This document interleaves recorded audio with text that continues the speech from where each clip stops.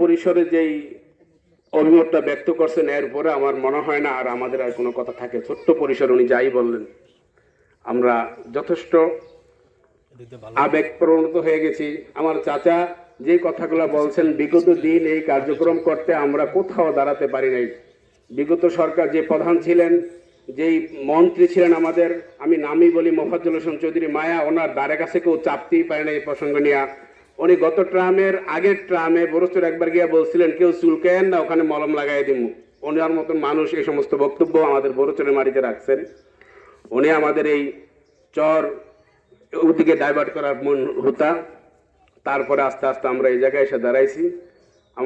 আমার ডিসি মহোদয়ের কাছে আকুল আবেদন যে আমাদের ইতিহাস ঐতিহ্য এই 3,000 একর জমিনের উপর বড়চর এবং বাহারচরের মানুষের।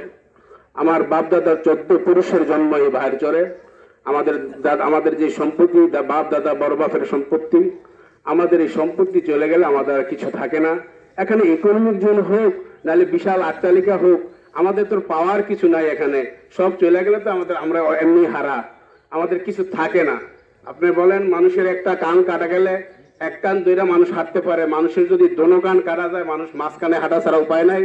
আমি মনে করি আমাদের দোনো কান কাটা। এর একটা উদাহরণ হলে এই, মানুষ জমি অধিগ্রহণ করলে ন্যূনতম মালিকানা, আমরা মালিকানারে এখনো স্বীকৃতি পাই নাই। আমাদের জমি নিয়ে যাবেন, বিনিময়ে আমরা কিছুই পাইতেছি না। যদি জমি নিয়ে যান আমাদের মালিকানারা রাইট থাকতো, তো আমরা কিছুটা হইলে একটা কান ঠিক থাকতো। এখন মালিকানাও নাই, জমিনও নিয়ে যাবেন, আমাদের কোনো লাভ নেই। আমরা উদ্বাস্তু, আমরা আমাদের ইতিহাস ঐতিহ্য ধ্বংসর পথে।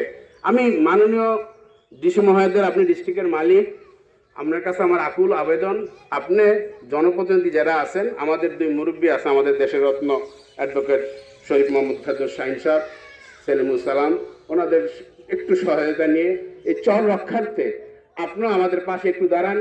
আমাদের কিন্তু কিছুই নাই এই চরের, আমরা মালিকানাও রাইট পাইতেছি না। আমি আবারও বলি, আমরা এইভাবে আমাদের চরটা যাতে চলে না যায়, এখানে আপনি পরামর্শ দিয়ে সহায়তা করে আমাদের চরবাসীর পাশে দাঁড়াবেন, এই আশা ব্যক্ত করে আমি আমার বক্তব্য শেষ করছি। খোদা হাফেজ।